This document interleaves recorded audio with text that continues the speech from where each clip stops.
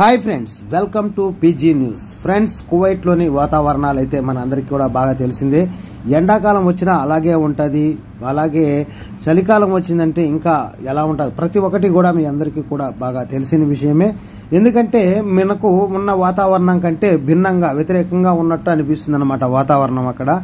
అలాంటి వాటిల్లో ఇప్పుడు చలికాలం ప్రారంభమైంది. చలికాలం వస్తే ఎలా ఉంటుందో ఇళ్లలో పనిచేసే వాళ్ళకి ఇంకా బాగా తెలుసు.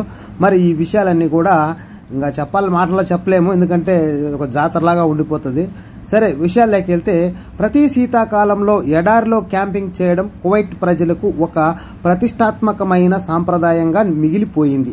విశ్రాంతి తీసుకోవడానికి, ప్రకృతితో తిరిగి కనెక్ట్ అవ్వడానికి మరియు వేగవంతమైన నగర జీవితానికి విరామం తీసుకోవడానికి ఇది ఒక అవకాశాన్ని అందిస్తుంది.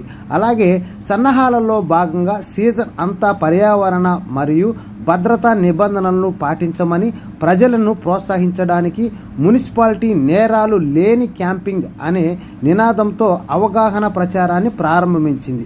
కువైట్ మున్సిపాలిటీ వార్షిక క్యాంపింగ్ సీజన్ అధికారికంగా నవంబర్ 15, 2025 ప్రారంభమై మార్చి నెల 15వ తారీఖు 2026 వరకు కొనసాగుతుందని ప్రకటించింది.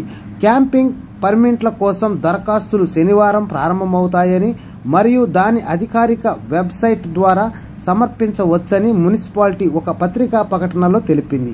మొత్తానికి 50 దినార్లు రుసుము చెల్లించాలి మరియు కేనెట్ ద్వారా చెల్లించాల్సిన అవసరం 100 దినార్లు తిరిగి చెల్లించదగిన బీమా డిపాజిట్తో పర్మిట్లు ఆన్లైన్లోనే జారీ చేయబడతాయి. ఈ సీజన్ కోసం స్ప్రింగ్ క్యాంపింగ్ కమిషన్ 11 అధికారిక క్యాంపింగ్ సైట్లను నియమించింది.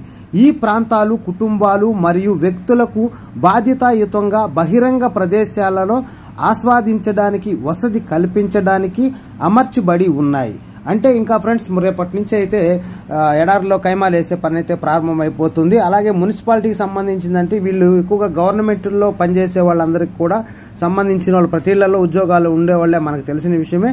ప్రతి ఒక్కరు కూడా ఆన్లైన్లో బుక్ చేసుకొని వాళ్ళు పలానా చోటుకి వెళ్ళాలనేది విషయాలు అయితే ఉంటాయి. ఇంకా మీదట అందరికీ జాతర అని చెప్పుకోవచ్చు. వాస్తవంగా మొత్తానికి 3 నెలల దాకా ఉండేటట్టు ఉంది. ఇది 3 నెలలు 3 నెలల 10 రోజులు అటు ఇటు ఉంటాయి. ఈ 3 నెలలు 4 నెలలు ఈ చలికాలం అంతా పోయే వరకు కువైట్ ఎడారుల్లో అయితే బాగా సందడిగా అయితే ఉండే అవకాశం అయితే ఉందన్నమాట. మీ అందరికి కూడా తెలిసిందే, చాలా మందికి, కొత్త వాళ్ళకి అయితే తెలియదు. ఇప్పుడు పాత వాళ్ళందరికీ కూడా చాలా కొంచెం హార్డ్ వర్క్ అయితే పని అయితే ఉండే అవకాశాలు అయితే ఉన్నాయి. Okay friends, by, take care. మరొక వీడియోలో మరిన్ని విషయాలతో మళ్ళీ కలుద్దాం. Don't forget to subscribe, like, share. Thanks for watching.